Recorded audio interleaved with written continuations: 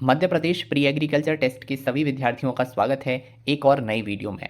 आज हम फसल उत्पादन के अंतर्गत हमारी टॉप 30 सीरीज में बात करने वाले हैं सिंचाई और जल निकास के महत्वपूर्ण 30 प्रश्नों के ऊपर। तो चलिए बिना देरी किए वीडियो को शुरू करते हैं। साथियों, सबसे पहले हम सिंचाई से संबंधित 15 प्रश्नों पर चर्चा करेंगे। उसके बाद हम जल निकास से संबंधित 15 महत्वपूर्ण प्रश्नों को देखेंगे। और सिंचाई और जल निकास एक ऐसा टॉपिक है जो आपकी परीक्षा की दृष्टि से बहुत महत्वपूर्ण है। लगभग 2 से 3 प्रश्न बनने का यहाँ से भी अनुमान है। यह आपके पाठ्यक्रम में दिया गया एक महत्वपूर्ण चैप्टर है। सिंचाई से संबंधित पहला प्रश्न, सिंचाई का मुख्य उद्देश्य क्या है? मिट्टी को नम रखना, फसलों को पानी उपलब्ध कराना, खेत में कीट नियंत्रण या मिट्टी की उर्वरता को बढ़ाना। तो बी ऑप्शन आपका बिल्कुल सही उत्तर है, फसलों को पानी उपलब्ध कराना। इस उत्तर की यदि हम व्याख्या देखें तो सिंचाई का मुख्य उद्देश्य फसलों को उनकी आवश्यकता के अनुसार पर्याप्त पानी उपलब्ध कराना है ताकि उनकी वृद्धि और उत्पादन बढ़ सके। आपको बिल्कुल पता होगा कि सिंचाई का एकमात्र यही उद्देश्य होता है कि फसलों की वृद्धि और उत्पादन बढ़ाने के लिए हमें उन्हें उनकी आवश्यकता अनुसार पानी उपलब्ध कराना होता है। दोस्तों, दूसरा प्रश्न है, निम्न में से कौन सी सिंचाई पद्धति सबसे अधिक जल कुशल है? बाढ़ सिंचाई, ड्रिप सिंचाई, फव्वारा सिंचाई या नहर सिंचाई? बी ऑप्शन आपका बिल्कुल सही उत्तर है, ड्रिप सिंचाई। देखिए, ड्रिप सिंचाई में पानी सीधे पौधों की जड़ों तक पहुंचता है जिससे जल की बर्बादी न्यूनतम होती है और यूं कहें तो शून्य बिल्कुल होती है। जब हम सिंचाई करते हैं और ड्रिप विधि से सिंचाई करते हैं तो जल कुशल इसे किस लिए कहा जा रहा है? क्योंकि इसमें पानी का दुरुपयोग बिल्कुल नहीं हो पाता है, सीधा जो जल है वो जड़ों में पहुंच जाता है। तीसरा प्रश्न, सिंचाई की बाढ़ पद्धति में जल उपयोग दक्षता कितनी होती है? 80 से 90%, 60 से 70%, 30 से 50% या 90 से 95%? तो सी आंसर आपका बिल्कुल सही है, 30 से 50%। बाढ़ सिंचाई में पानी का अधिकांश भाग जो है वो वाष्पीकरण और रिसाव के कारण बर्बाद होता है, इसलिए इसकी दक्षता क्या है? कम होती है। ठीक है, जल उपयोग दक्षता यानी आप समझिए पानी कितना उपयोग होता है, तो इसकी दक्षता क्यों? बाढ़ में सीधा पानी खुला छोड़ दिया जाता है, तो आप जब पानी खुला छोड़ेंगे तो वो वाष्पीकरण के माध्यम से या रिसाव के माध्यम से बर्बाद होगा ही, और उसके लिए जो उसका उपयोग होना है वो नॉर्मली होने से कम हो जाएगा।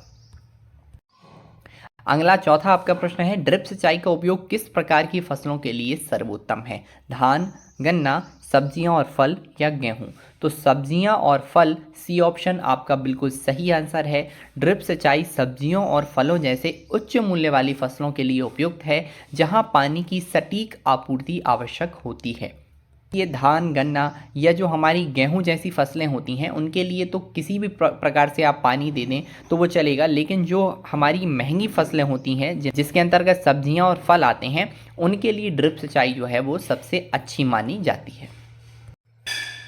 आपका अगला प्रश्न है, नहर सिंचाई प्रणाली का मुख्य स्रोत क्या है? कुएं, नदियां और बांध, तालाब या वर्षा जल? तो नहर सिंचाई के लिए बी ऑप्शन नदियां और बांध आपका बिल्कुल सही उत्तर है। नहरें आमतौर पर नदियों या बांधों से पानी प्राप्त करती हैं और बड़े क्षेत्रों में सिंचाई के लिए उपयोग की जाती हैं। छठा प्रश्न, सिंचाई में जल की मात्रा को मापने की इकाई क्या है? कौन सी यूनिट है जिससे हम सिंचाई में जल की मात्रा को मापेंगे? क्यूसेक, लीटर प्रति सेकंड, घन मीटर या उपरोक्त सभी? तो उपरोक्त सभी इसका सही उत्तर है। सिंचाई में जल की मात्रा को क्यूसेक से भी माप सकते हैं, लीटर प्रति सेकंड से भी माप सकते हैं, घन मीटर में भी माप सकते हैं। तो ये तीनों ऑप्शन जो हैं वो सही हैं।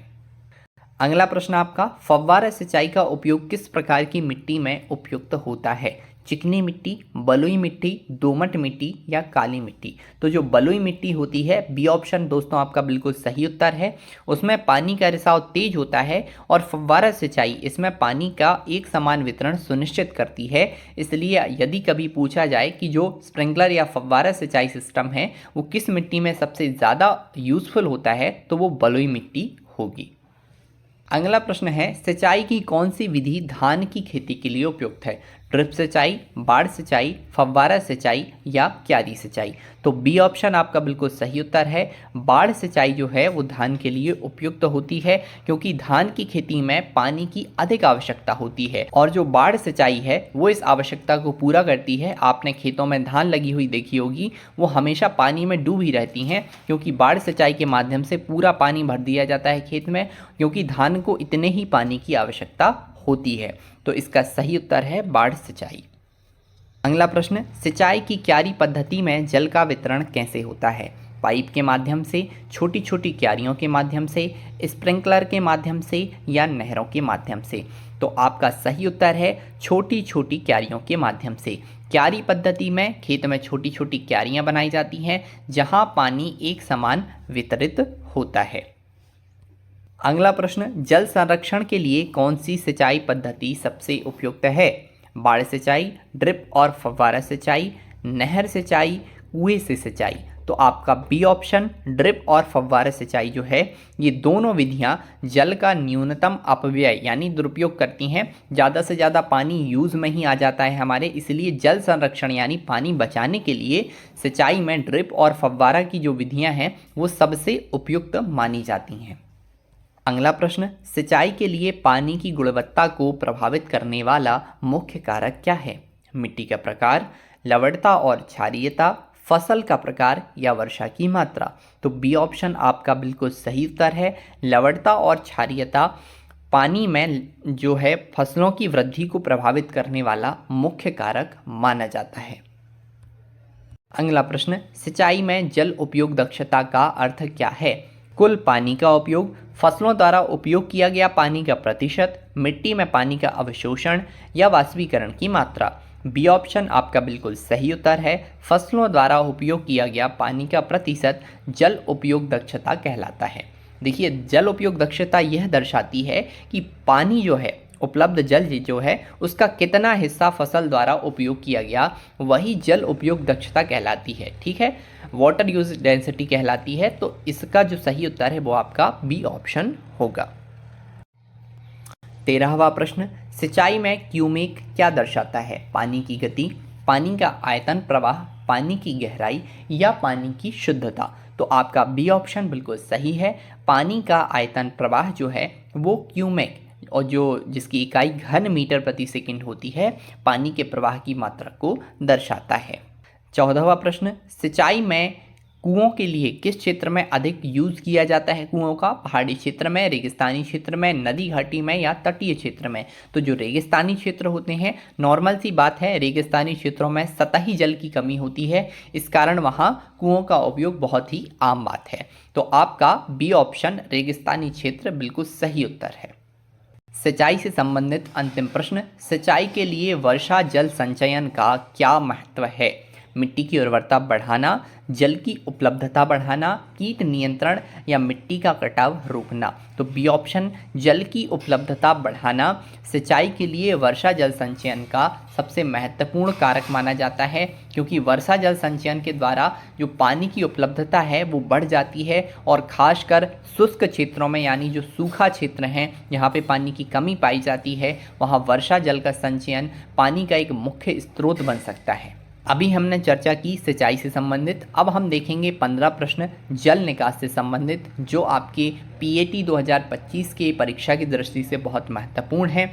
जो भी विद्यार्थी इस वर्ष पीएटी की परीक्षा देना चाहते हैं वो हमारी इस टॉप 30 सीरीज से जुड़कर अपनी तैयारी को और बेहतर बना सकते हैं। अगर आपको इसके पीडीएफ नोट्स चाहिए तो आप दिए गए कॉन्टैक्ट नंबर पर व्हाट्सएप पे मैसेज कर सकते हैं, जिसके माध्यम से आप हमारे नोट्स को भी परचेज कर सकते हैं।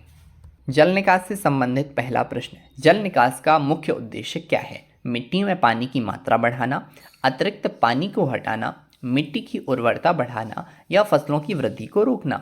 बिल्कुल सरल सा प्रश्न है। अतिरिक्त पानी को हटाना आप सभी जानते होंगे जल निकास कहलाता है। तो जल निकास का उद्देश्य खेतों से अतिरिक्त पानी को हटाकर जल भराव को रोकना है।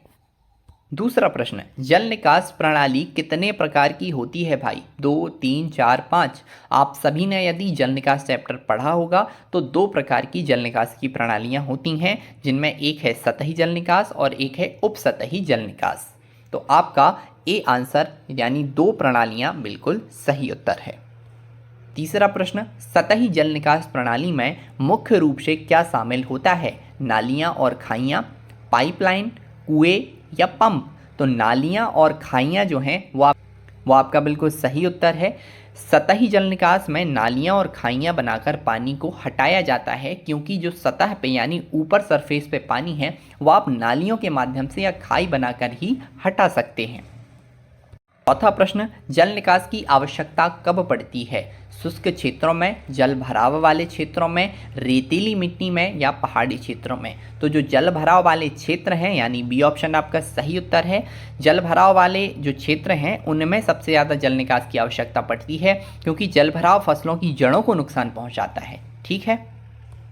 पांचवा प्रश्न, उपसतही जल निकास प्रणाली में मुख्य रूप से क्या उपयोग होता है? नालियां, छिद्रित पाइप, खाइयां या तालाब? तो बी ऑप्शन छिद्रित पाइप आपका बिल्कुल सही उत्तर है। उपसतही जल निकास में छिद्रित पाइप मिट्टी के नीचे लगाए जाते हैं। यदि आपने जल निकास चैप्टर को बहुत अच्छे से पढ़ा है तो आपने बहुत सारी विधियों के बारे में पढ़ा होगा, उपसतही विधियों के बारे में, जिनमें नीचे जो पानी भर जाता है सतह के नीचे, उसे निकालने के लिए इस प्रकार की पाइपलाइन का उपयोग किया जाता है। छठवां प्रश्न, जल निकास का उपयोग किस फसल के लिए विशेष रूप से महत्वपूर्ण है? धान, गन्ना, गेहूं या मक्का? तो आपका सी ऑप्शन बिल्कुल सही उत्तर है।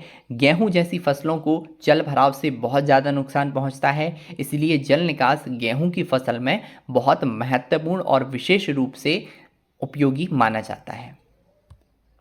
सातवां प्रश्न, जल निकास प्रणाली का डिज़ाइन किस पर निर्भर करता है? मिट्टी के प्रकार पर, फसल के प्रकार पर, वर्षा की मात्रा पर या उपरोक्त सभी पर? तो डी ऑप्शन आपका बिल्कुल सही उत्तर है। उपरोक्त सभी पर जो है जल निकास प्रणाली की डिज़ाइन इस पर निर्भर होती है। चाहे जिस प्रकार की मिट्टी हो, फसल हो या वर्षा हो, ये सभी कारक जो हैं मिलकर ये सुनिश्चित करते हैं कि जल निकास की कौन सी प्रणाली, कौन सी डिज़ाइन का उपयोग किया जाए। आठवां प्रश्न, जल भराव के कारण मिट्टी में क्या कमी हो सकती है? नाइट्रोजन, ऑक्सीजन, फास्फोरस या पोटाश? तो बी ऑप्शन आपका बिल्कुल सही उत्तर है।